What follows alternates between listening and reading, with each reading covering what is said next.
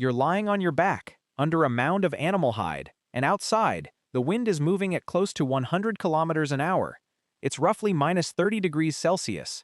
There are no walls around you made of stone, no roof of solid timber. What's holding the cold out is bone. Mammoth bone, stacked and lashed together, and somehow, inside, you're warm enough to sleep. This isn't a hypothetical. 15,000 years ago, on the open steppe of what is now central Ukraine, people were doing exactly this. Not hiding in caves. That's the image most of us carry. Caveman, cave dweller, cave paintings. But at a site called Mezhirich, archaeologists found something that breaks that picture completely. Dome-shaped huts, built entirely in the open, with no natural shelter for kilometers in any direction. No cliffs, no caves, just flat, frozen grassland and a hut made from the bones of roughly 60 mammoths. That number is worth sitting with.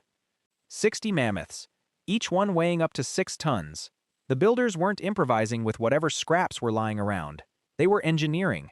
Skulls stacked as a foundation, tusks curved inward to form the frame of a doorway, long bones interlocked like a lattice, the way you'd frame a house today, except every beam had once been alive.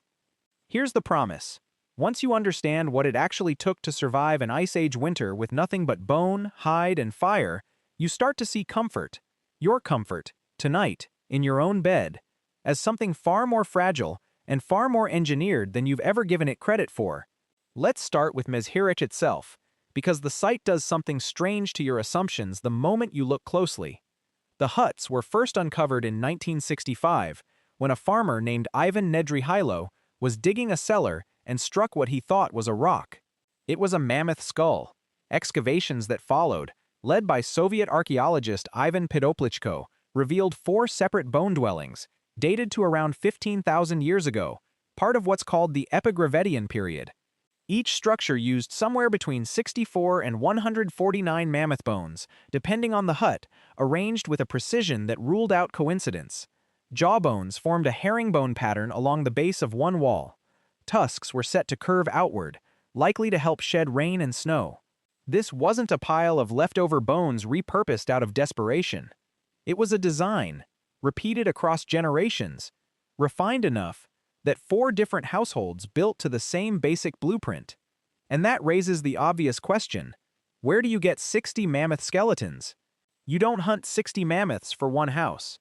Most researchers now think these bones were scavenged, collected over years, maybe decades, from animals that had already died of other causes, on a landscape where mammoths simply lived and died in large numbers. Which means the hut itself was a kind of inheritance. A structure built slowly, out of a resource that took a community generations to accumulate. But here's where it gets stranger. The bones alone wouldn't have kept anyone alive. Bone doesn't insulate the way you'd think. It's rigid, full of air pockets, but it's not a blanket. The real barrier between a human body and a minus 30-degree wind was hide, mammoth hide, and likely reindeer and wolf hide layered on top, stretched over that bone frame like a tent over its poles. Estimates based on similar structures suggest it could have taken the hides of a dozen or more large animals just to skin one hut. Every layer of that shelter, bone, hide, sinew for lashing, represented months, sometimes years, of accumulated hunting and scavenging by an entire group. A single hut at Mezhirich wasn't a weekend project. It was closer to a multi-generational infrastructure investment, built the way you might think of a modern power grid, something too large and too costly for one person, or one winter, to produce alone.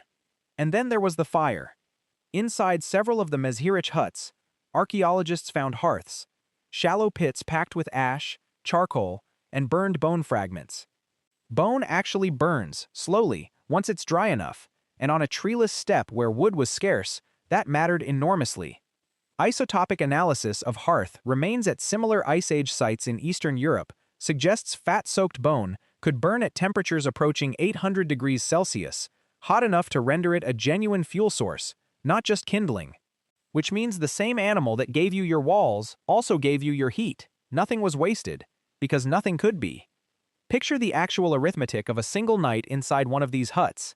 Maybe 6 to 8 people, packed into a domed space roughly 4 to 5 meters across. Body heat alone, in an enclosed hide structure, can raise interior temperature by a noticeable margin. Modern experiments with reconstructed hide tents have recorded interior temperatures 15 to 20 degrees Celsius warmer than the exterior air, even without fire. Add a hearth and you have something that, against all appearances, was less brutal wilderness survival and more a working load-bearing thermal system. Bone as structure, hide as insulation, fire as the engine, bodies as supplemental heat. Every component doing a specific job, the way insulation, drywall, and a furnace divide labor in your house today. That's not the whole story though, because staying warm wasn't only a physics problem, it was a social one. A hut like this couldn't be built, filled with hides, or kept stocked with fuel by a single family working alone. Researchers estimate that a settlement like Mezhirich likely required cooperation across multiple households, sharing hunting grounds, sharing bone stockpiles, sharing labor for construction that could take weeks. Anthropologist Olga Sofer, who studied the site extensively, argued that these mammoth bone dwellings represent some of the earliest clear evidence of long-term planned communal architecture. Not just shelter, but a kind of Ice Age settlement, occupied repeatedly, possibly seasonally, over generations. Which means the thing keeping you alive on that freezing night wasn't just the bones over your head. It was the fact that dozens of people, over years, had trusted each other enough to build something none of them could have built alone. But even that cooperation had a cost nobody could see coming. Living in close, sealed quarters, night after night, through a season that could last 8 or 9 months, came with a hidden bill. Hearth fires inside a hide-covered dome produced smoke, and with limited ventilation, that smoke had nowhere to go but into the lungs of the people sleeping around it. Skeletal analysis from Upper Paleolithic sites across Europe has turned up signs consistent with chronic respiratory stress, porous bone growths, sinus damage, patterns researchers now associate with prolonged exposure to indoor smoke.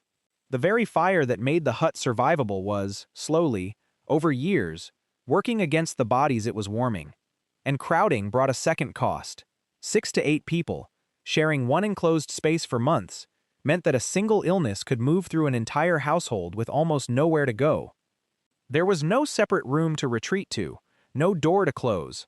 Warmth and closeness, the two things keeping everyone alive against the cold, were the same two things that let disease travel fastest. Survival, it turns out, was never a single problem with a single solution. It was a trade-off, balanced on a knife's edge, every single night, for tens of thousands of nights in a row. Here's the part that's easy to miss. The people building these huts weren't unusually tough or biologically different from you. Their bodies had the same tolerances yours does. Hypothermia sets in for a modern human at roughly the same core temperature it would have for someone at Mezhirich 15,000 years ago.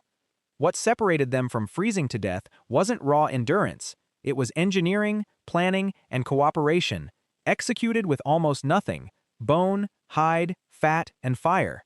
4 hearths. 60 mammoths. One community, betting its survival on a structure that had to work every single night, with zero margin for error, for the better part of a decade of winters. Tonight, your walls are drywall over a wooden frame. Your insulation is fiberglass or foam, manufactured in a factory you'll never see, shipped from a supply chain spanning multiple countries. Your heat comes from a furnace or a grid, powered by infrastructure so vast that no single person alive understands all of it. You will never once have to calculate how many large animals it takes to keep your family from freezing. You will never lie awake wondering if the walls around you will hold until morning. But the basic equation hasn't changed. You are still a soft-bodied animal on a planet that, left alone, would kill you in a single night. The only difference between you and the people of Mezhirich is how far removed you've become from the machinery keeping you alive, and how easy it's become to forget that it's there at all.